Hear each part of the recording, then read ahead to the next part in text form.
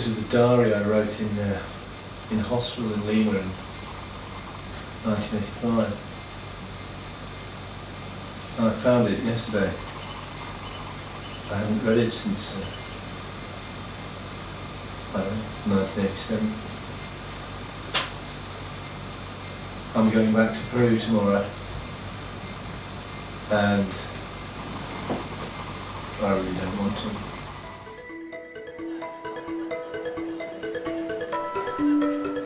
In 1985, Joe Simpson and Simon Yates underwent an extraordinary and life-changing adventure while climbing a remote mountain in Peru called Sula Grande. Joe wrote a book about the experience, which became an international bestseller. And now, after some persuasion, they've both agreed to return with me to Peru to help make the film of the story.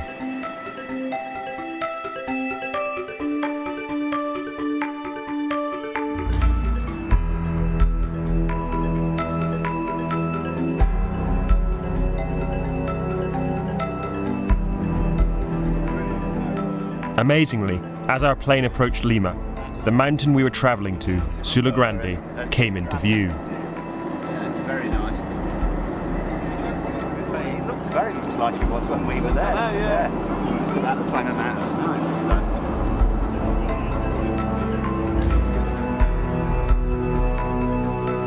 It's about the same as in 85. It's still there. Thought we might bug it off.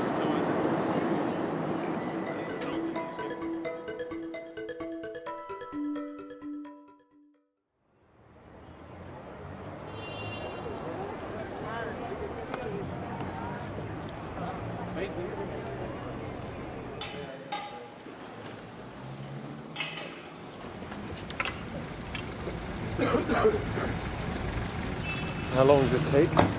Probably a long time. The week-long journey from Lima to Sula Grande began with a 15-hour bus trip up into the Andes to Cajatambo, the town where the road comes to an end.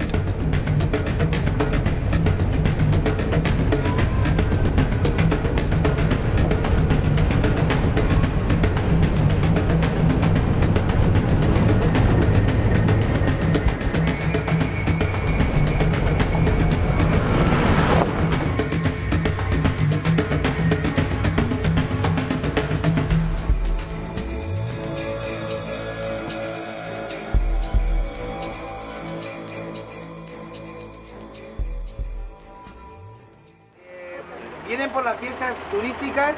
No, vamos a las montañas. Allá. Para hacer una película Sí. de andinismo.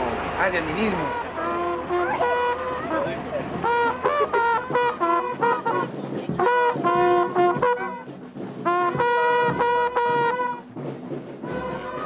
Poor old man's got to put up with this for the next 3 days, doesn't he? Until they get it right.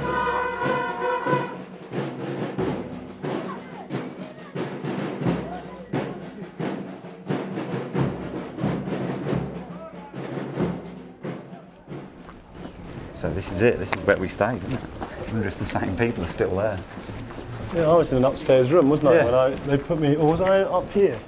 Was it in this building or that one? I don't know. I think it was this one with the balcony. It's closed down now, isn't it? Doesn't seem to be anything in there, really. Yeah, it's all boarded up and...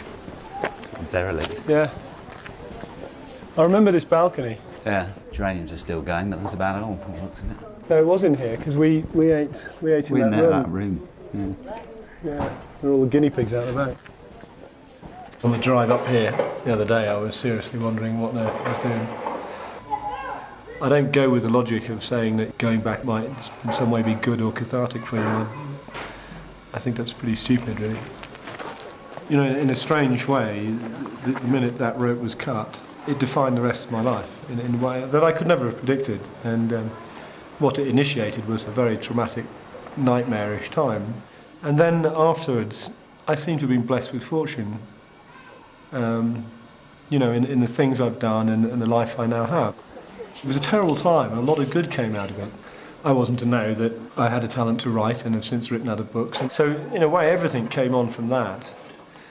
And I always had a very superstitious feeling about coming back, this is going to sound very stupid, and I hope it is. It's just that I felt that by going back, you'd close this circle of fortune or whatever, and it would all go to rat shit. You know, worst case scenario, that's it, dead by the end of the year. But I've made my bed now, so I have to lie in it. For getting all the bags sorted out in 20 kilos loads, because a donkey carries 40 kilos, but they have to be balanced. It has to carry 20 kilos on one side and 20 kilos on the other. If it doesn't balance, it goes like that, and the donkey goes like that, it falls off the path. And so we set off. Our expedition was composed of 70 donkeys carrying 6 tons of kit, 7 climbers, a film crew of 6, 12 Peruvian support staff, and Joe and Simon themselves.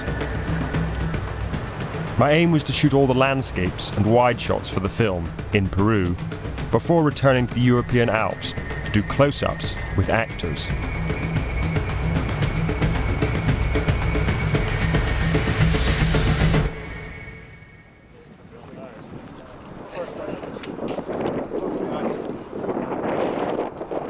It's Saturday, the 27th of July, in the year 2002.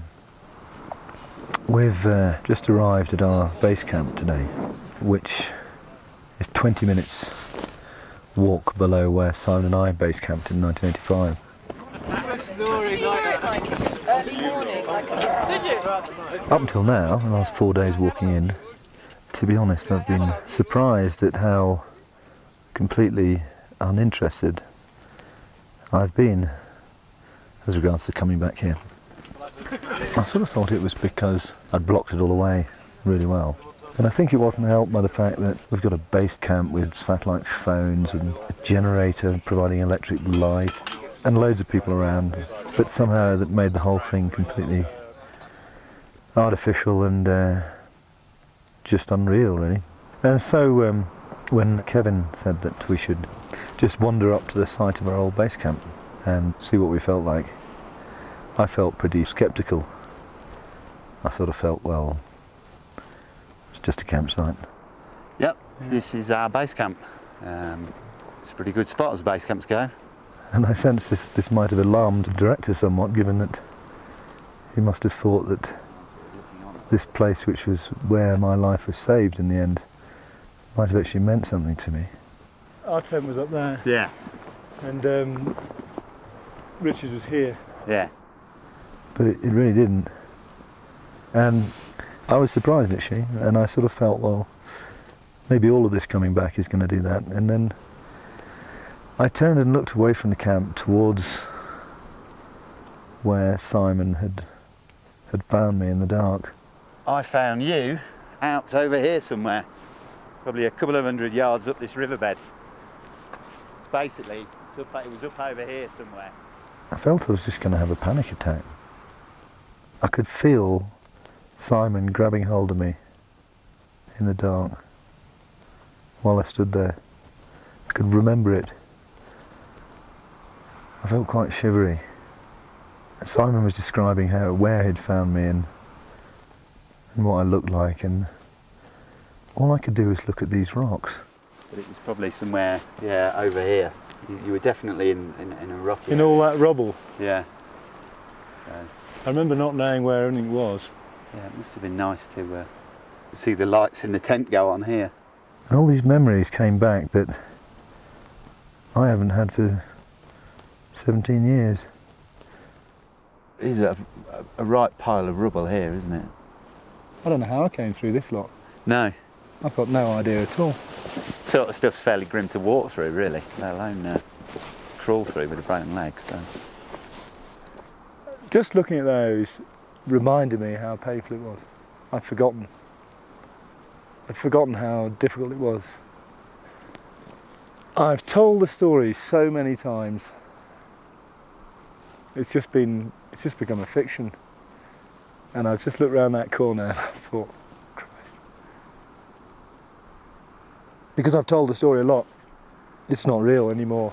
Or, you know, I've forgotten about it and it's become a bit real. and it'd probably be a bit realer. Just can't believe I did it.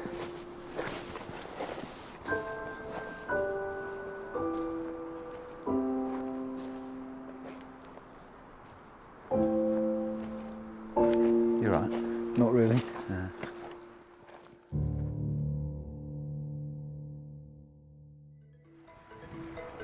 After a few days in the relative comfort of the base camp at 4,500 metres, we trekked up the glacier to our advanced camp on the lower slopes of Sula Grande itself. Conditions there were much tougher, and the high altitude really began to take its toll as we started to shoot reconstructions of Joe's epic journey.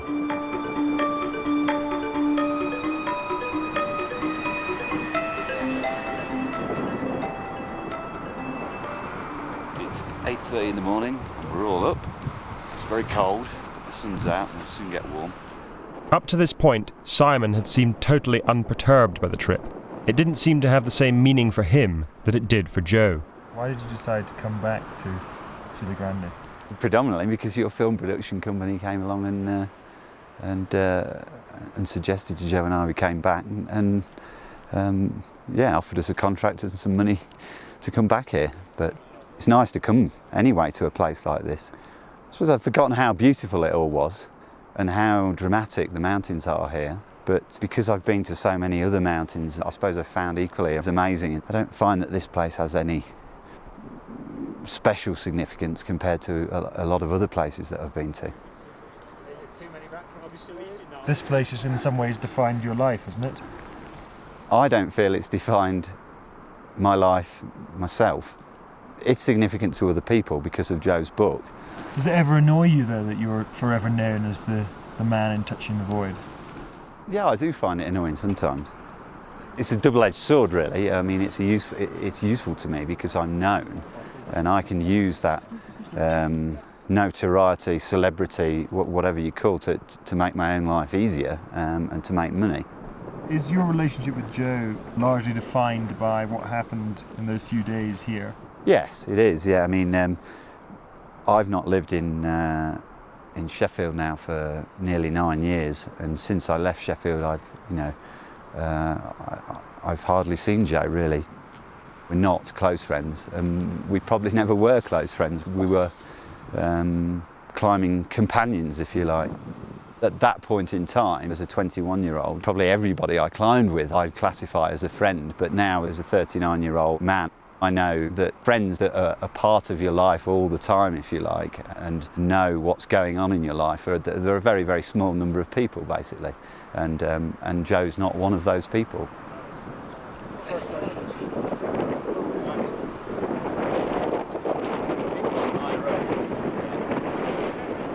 Do you have a fear of this terrain and of this mountain?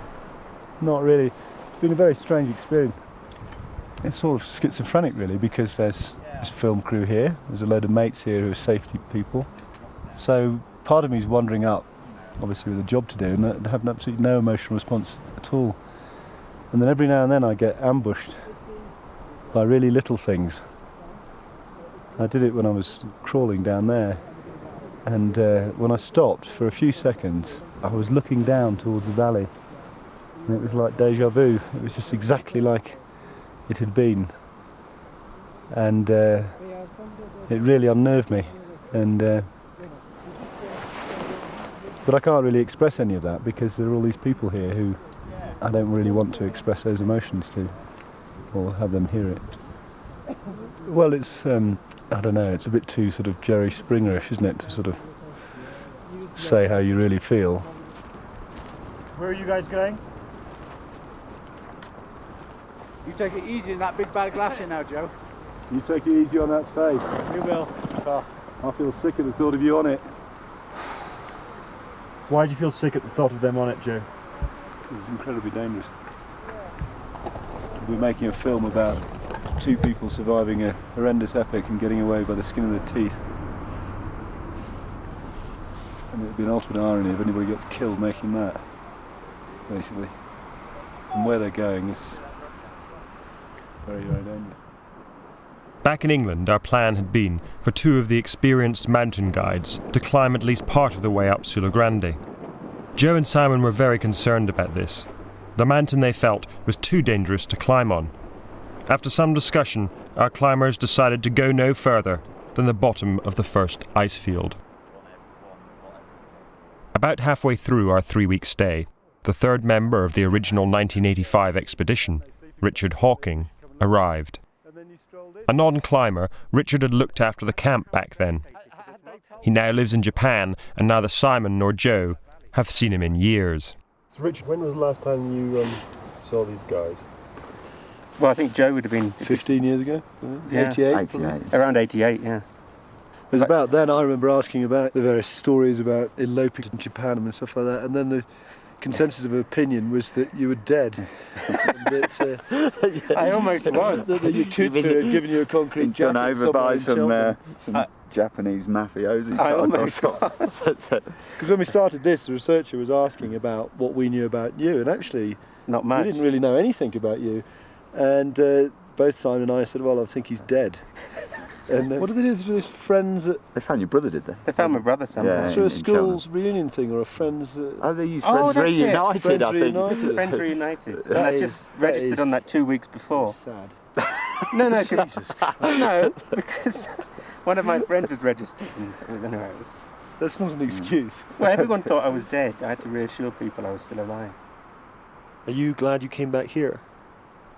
Oh, certainly, yeah. Why?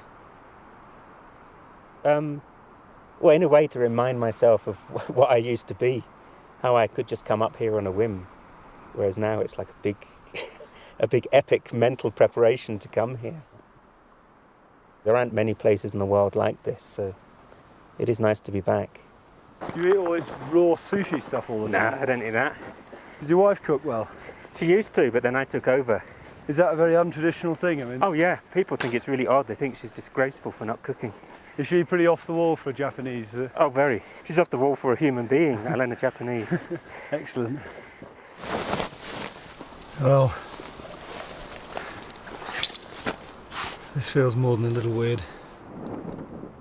Joe had walked alone up to a spot he and Simon had dubbed Death Valley to reconstruct part of his 3-day crawl down to the base camp. While the camera crew set up on a cliff top high above him to do a big pullback, Joe recorded his feelings for his video diary. I feel really claustrophobic, actually. In fact, I feel as if it's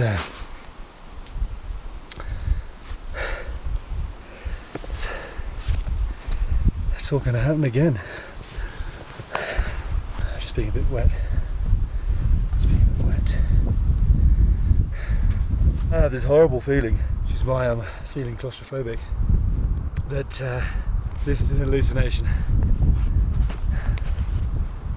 And that the last 17 years never happened, and I'm suddenly going to wake up and find myself with a broken leg in this bloody gully again.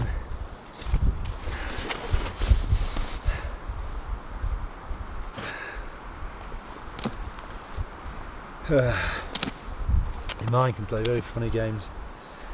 It's playing extremely strange games at the moment. John to Rory, do you read me over? Oh, fuck off, will you?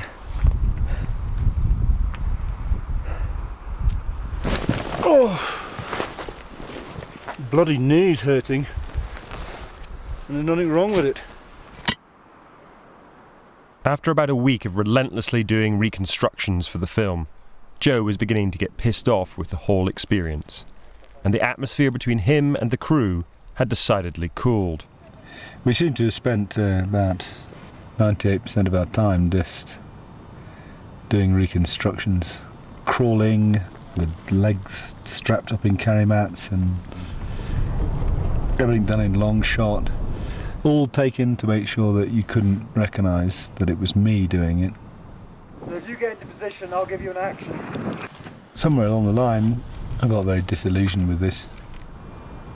We're too busy with our jibs and our cranes and our 35mm and 600mm and all that bollocks. I must have got it wrong. I thought somehow the importance of coming back here was Simon and I coming back to this place where this pretty awful experience happened. I get the feeling really that We needn't have been here. All it's done is just evoked memories that I'm probably going to spend several years trying to wall up back that safe place in my head that they were before. Okay, that's great, Joe. Fantastic. I just feel dried up now. I don't feel any emotional response at all. Because we've spent so long making this fucking movie. Right, so I've got the helmet, I've got the glasses, I've got the gloves.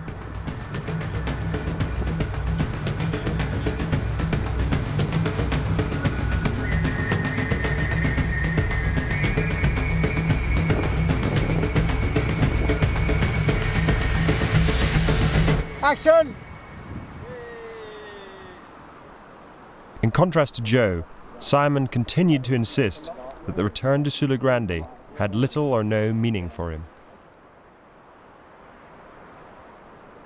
Every time I talk to you about, what does it feel like to be back here, you say, I'm only here because it's a nice place to get paid to come to. You claim that coming here and talking about this story means absolutely nothing to you. Isn't that a bit odd? I didn't claim that. I've never claimed that. You find me a piece of tape where I've claimed that, where I said it means nothing to me. What does you it won't mean? find What does that. it mean to you? What does it mean to me? Well, this is a beautiful place where I came and climbed a mountain with Joe. It's interesting that for Joe, obviously coming back here, it's quite emotional actually. For Simon, he seems to be very matter-of-fact about it and this isn't something that was really very important to me and it's just another mountain. He had to put up with so much rubbish over the years about cutting the rope that he had to build up a defence mechanism.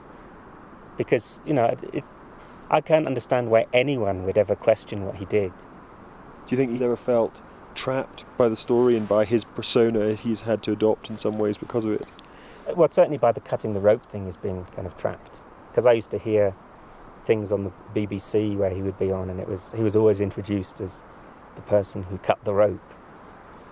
Maybe deep down it's affected him, but I don't think it's, on the surface, I don't think it's really done much to him.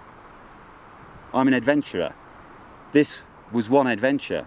I can send you a CV when I get home and tell you what I've done, and you'll see that this is just it's a tiny little fraction of experiences, basically.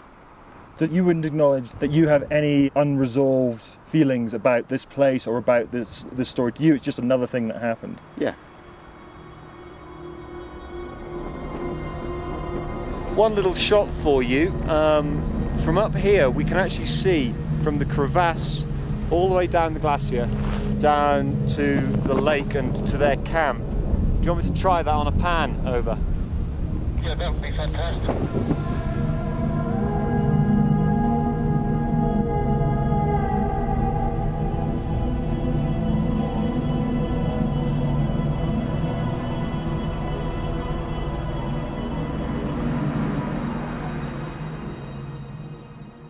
Are you glad to be back in this place? No.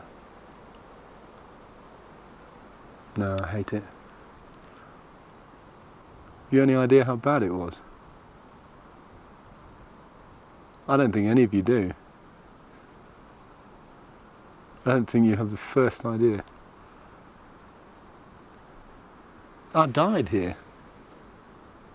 I lost everything that I was and that I wanted to be.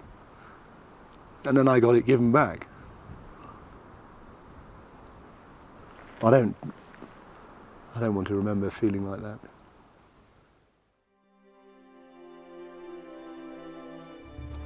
It had been a physically and mentally arduous shoot for all concerned, but for Joe it had been more than that. It had been a deeply traumatic and disturbing experience. Now that the film is finished, Joe feels very positive about it, and says it accurately reflects what he went through during those awful days, alone on the mountain. Simon chose not to have any further involvement with the production after his return to Sula Grande.